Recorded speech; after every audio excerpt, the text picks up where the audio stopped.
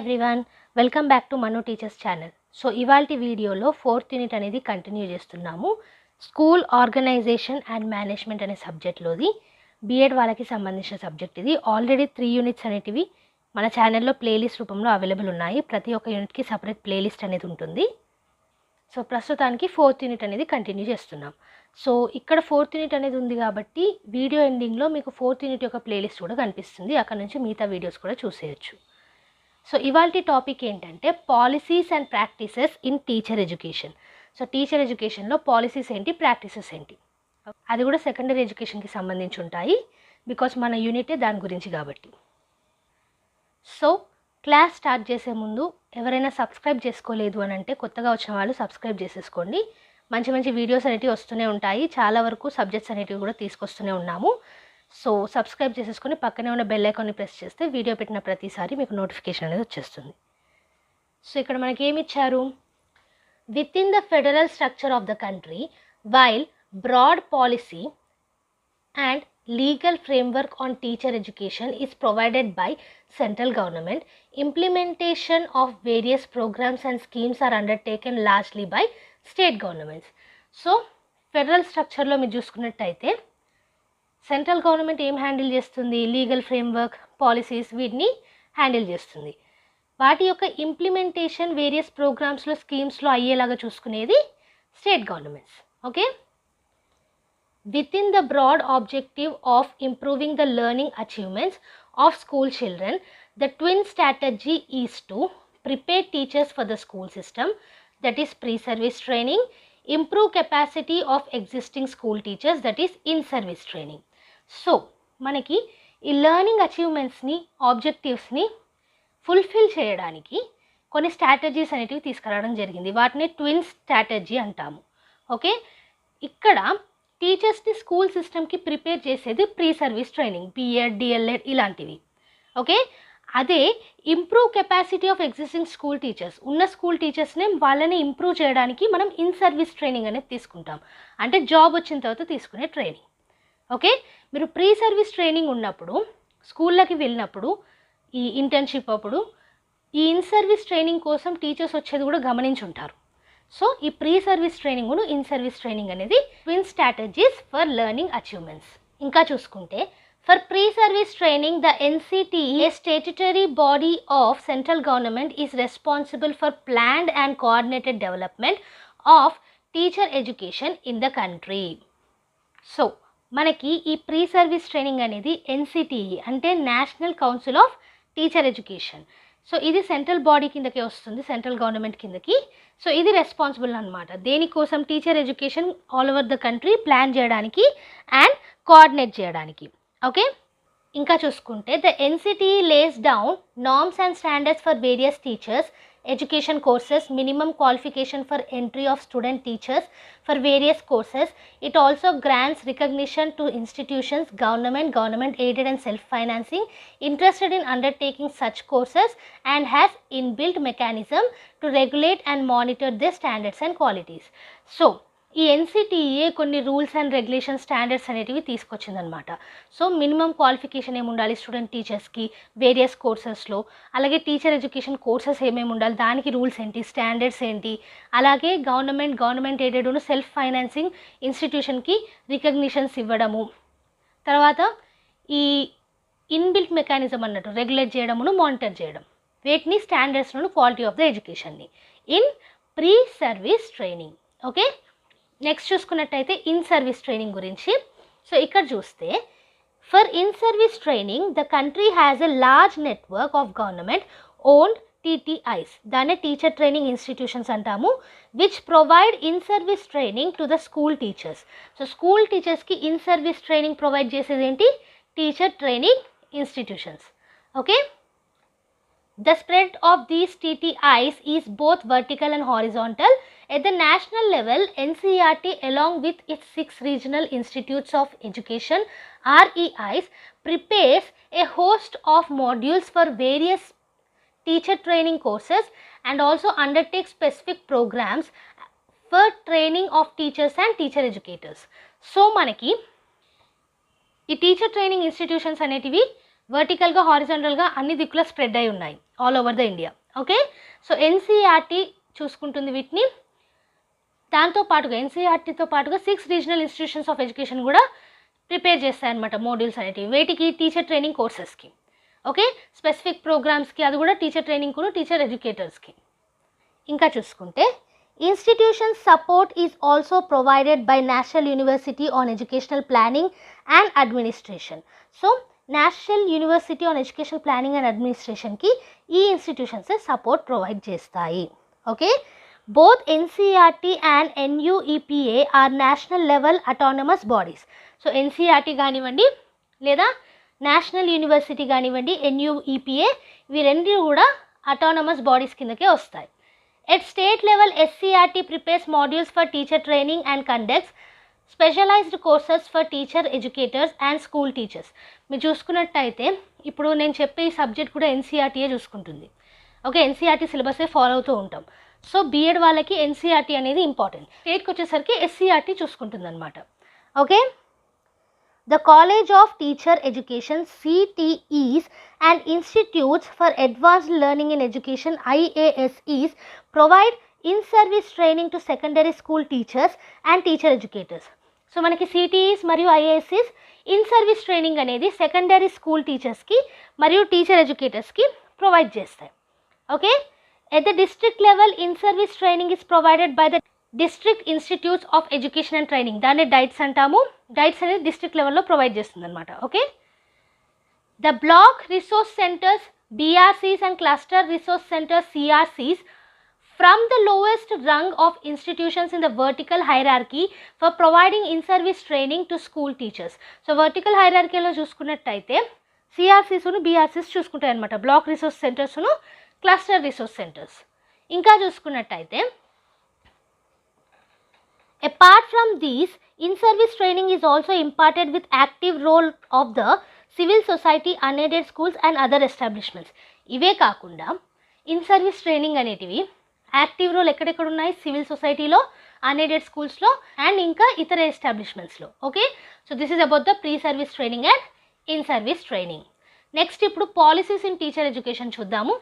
The teacher education policy in India has evolved over time and is based on recommendations contained in various reports of committees, commissions on education. So different reports, committees, commissions ichche reports. So different committees and commissions ichina reports prakaranga, వాళ్ళ recommendations prakaranga మన teacher education policy అయితే ఉంది. Okay, develop అవ్వకుంటూ వచ్చింది over time in India. దాంట్లో important ones చూసుకున్నట్టయితే Kothari commission ఉంటుంది. ఇంకా చూసుకుంటే ద చటోపాధ్యాయ కమిటీ, తర్వాత national policy on education NP 1986-92, Acharya Ramamurti committee, తర్వాత Yashpal committee, national curriculum framework. So ఇవన్నీ కూడా ఇంపార్టెంట్ కిందకు వస్తాయి. The right of children to free and compulsory education RTE Act 2009 which became operational from 1st April 2010 has important implication for teacher education in the country. So RTE Act గురించి previous క్లాస్లోనే చూసాము. So దానికి సంబంధించి కొన్ని important implications అయితే ఉన్నాయి teacher education మీద మన కంట్రీలో. సో ఇందులో ఇంకా మనం ఫర్దర్గా చూసుకున్నట్టయితే university education commission. Okay, 1948 university education commission గురించి చూద్దాం. సో మనకి ఇండిపెండెన్స్ వచ్చిన నెక్స్ట్ ఇయరే వచ్చింది కమిటీ అనేది. University education commission appointed in 1948 submitted its report in 1949. So దీన్ని అపాయింట్ చేసింది, ఈ కమిషన్ అపాయింట్ చేసింది 1948లో, రిపోర్ట్ వచ్చింది ఎప్పుడు? 1949లో. Okay, this is a document of great significance which shaped the functioning styles of teacher education in the country in the next few decades. So ఇది ఒక బేసిక్ లాగా మనం తీసుకోవచ్చు, ఒక ఫౌండేషన్ లాగా తీసుకోవచ్చు. హయ్యర్ ఎడ్యుకేషన్కి ఫంక్షనింగ్ స్టైల్స్ని షేప్ చేసిన ఫౌండేషన్ లాగా తీసుకోవచ్చు దేన్ని? యూనివర్సిటీ ఎడ్యుకేషన్ కమిషన్ని. ఓకే, నెక్స్ట్ చూసుకుంటే an important recommendation of the commission was to increase the duration of school education from 11 to 12 years to be followed by a degree program in universities or affiliated colleges. So ఇది ఏంటంటే ఇక్కడ మెయిన్గా higher studies, okay, 11 to 12 years అనేది తీసుకురావాలి studies అనేటివి అనేది, అది కూడా డిగ్రీ ప్రోగ్రామ్ యూనివర్సిటీస్లో అఫిలియేటెడ్ కాలేజెస్లో ఉండాలి అనేసి తీసుకొచ్చారు. The 2-year degree program after 13 years of education, which ended with the intermediate examination, was to be replaced by a 3-year degree program. So 2-year degree program అనేది 3-year degree program తోటి replace చేయాలనేసి అన్నారు. Okay, the new commission thus endorsed the structure suggested by the Calcutta University Commission in 1917 to 19. So ఈ commission అనేది కొత్త స్ట్రక్చర్ని తీసుకురావడం జరిగింది. అది కూడా ఎవరు సజెస్ట్ చేశారు? కల్కట్టా. ఓకే, ఎప్పుడు 1917 నుంచి 19 వరకు. The commission further suggested the introduction of general education throughout school and college stage and improvement in the working conditions and salary structure of the university's teachers. So ఈ కమిషనే ఇంకేం సజెస్ట్ చేసింది అని అంటే school మరియు college స్టేజ్లో general education అనేది introduce చేయాలి, అలాగే ఈ వర్కింగ్ కండిషన్స్ శాలరీ అనేటివి ఇంప్రూవ్ కావాలి టీచర్స్కి, యూనివర్సిటీ టీచర్స్కి అనేసి అన్నది. The commission recommended the creation of 3 cadres for universities teachers, lecturers, readers and professors and higher salary scales for them to attract the best talent to universities. So దీన్ని 3 విభాగాలుగా చేయడం జరిగింది కమిషన్. దేన్ని? శాలరీ సిస్టమ్ని. ఓకే, టీచర్స్ లెక్చరర్స్కి, readers ప్రొఫెసర్స్కి, highest salary స్కేల్స్కి, ఇలా అనమాట. ఎందుకు అనంటే బెస్ట్ టాలెంట్ని యూనివర్సిటీస్కి తీసుకురావడానికి. Another area of reform taken up by the commission was the need to reform the examination system. ఇంకో స్టెప్ ఏం తీసుకుంది అని అంటే ఎగ్జామినేషన్ సిస్టమ్ని రీఫార్మ్ చేయడము. The recommended changes were CCE spread over the whole academic term, introduction of objective tests and improvement of this quality of professional education etc. So ఈ భాగంగానే reformation of examination భాగంగానే CCE తీసుకురావడము, objective టెస్ట్లు తీసుకురావడము ఇలాంటివి చేసిందనమాట. The commission scanned the existing teacher education programs and stressed the need for reorganization of all training departments and training colleges in such a way that at least 50% of the staff should be there with school teaching experience. So దీంతో పాటుగానే already ఉన్న teacher education ప్రోగ్రామ్స్ని scan చేసిందనమాట. అలా scan చేసిన తర్వాత రీఆర్గనైజేషన్కి చాలా అవసరం ఉంది అనే కన్క్లూషన్కి వచ్చింది. Okay, so at least 50% of the staff అనేది ఉండాలి స్కూల్ టీచింగ్ ఎక్స్పీరియన్స్కి అనేది తీసుకొచ్చింది. Other recommendations relating to teacher education where, ఇంకా రికమెండేషన్స్ చూసుకున్నట్టయితే maintaining proper balance between theory and practice in teacher education. So థియరీను ప్రాక్టీస్ మధ్యలో ప్రాపర్ బ్యాలెన్స్ అనేది మెయింటైన్ చేయడము. Flexibility and conceptuality in teacher preparation curricula. So curriculum prepare చేసేటప్పుడు కాన్సెప్చువాలిటీతో పాటు flexibility కూడా ఉండాలనేసి. and providing real life experience to the student teachers through a comprehensive teacher education program. అలాగే రియల్ లైఫ్ ఎక్స్పీరియన్సెస్ని కూడా involve చేసిందనమాట.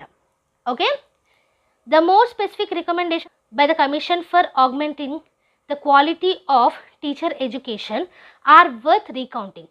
The commission recommended that. So ఇంకొన్ని suggestions ఇవ్వడం జరిగింది. ఆ స్పెసిఫిక్ రికమెండేషన్స్ ఏంటో ఇప్పుడు చూద్దాం. అందులో first one, teacher education courses be modified and more time given to practice in assessing the students performance. So teacher education courses అనేటివి మాడిఫై చేశారు. దాంట్లోనే ఎక్కువ టైం అనేది పిల్లల యొక్క పర్ఫార్మెన్స్ని అసెస్ చేయడంలో ఉండాలి అనేది చెప్పారనమాట. Suitable schools should be identified and used for practical training. కావాల్సిన స్కూల్స్ని తీసుకొని ప్రాక్టికల్ ట్రైనింగ్కి కేటాయించాలి అనేది.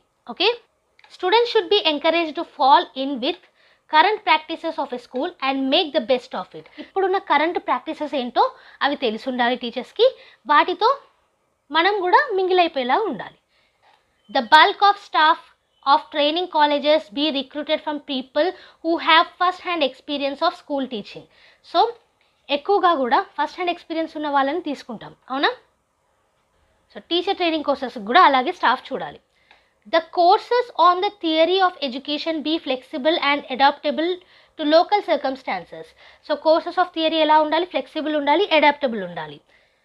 Students should be encouraged to proceed to the master's degree in education only after some years of experience of teaching. So once మనం training అనేది తీసుకున్నాం తర్వాత మాస్టర్స్ చేయడానికి కొన్ని ఇయర్స్ ఆఫ్ ఎక్స్పీరియన్స్ అయిన తర్వాత చేయగలిగేలా వాళ్ళని ఎంకరేజ్ చేయాలన్నమాట. సో ఫస్ట్ కొన్ని ఇయర్స్ ఆఫ్ ఎక్స్పీరియన్సెస్ వాళ్ళ వెనకాల వేసుకునేలాగా చూసుకోవాలి. ఇది ఇవాల్టి క్లాస్లో policies and practices in teacher education అనే టాపిక్ని స్టార్ట్ చేశాము. ఇంట్రొడక్షన్ చూసాము, ప్రీ సర్వీస్ ఏంటి, ఇన్ సర్వీస్ ఏంటి, అండ్ అలాగే పాలసీస్ ఇన్ టీచర్ ఎడ్యుకేషన్ ఏంటి అనేది చూసాము. దాంతోపాటుగా will learn briefly about university education commission. So next వచ్చే క్లాసెస్లో ఇంకొన్ని పాలసీస్ అండ్ ప్రాక్టీసెస్ అనేటివి చూద్దాము. అండ్ యాజ్ యూ నో, ఈ మొత్తం నోట్స్ కూడా కింద డిస్క్రిప్షన్ బాక్స్లో పీడిఎఫ్ రూపంలో ఉంటుంది. లింక్ అనేది ప్రొవైడ్ చేస్తాము, అక్కడ నుంచి ఫ్రీగా డౌన్లోడ్ చేసుకోవచ్చు. సో ఈ ఫ్రీ నోట్స్ నచ్చినట్టయినా, వీడియో మీకు అర్థమైనట్టు అనిపించినా లైక్ చేయకుండా మాత్రం వెళ్ళకండి. చాలామంది సబ్స్క్రైబ్ చేస్తున్నారు కానీ లైక్ చేయట్లేదు. మీ లైక్స్, మీ షేర్స్ మాకు చాలా వరకు యూజ్ అవుతాయి కాబట్టి లైక్ అండ్ షేర్. అండ్ అలాగే every Tuesday and Friday regular videos అనేవి అప్లోడ్ చేస్తాము.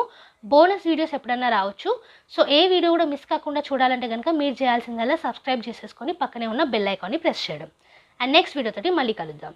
అంతవరకు eat, sleep, learn and repeat. And thank you for watching. Bye bye.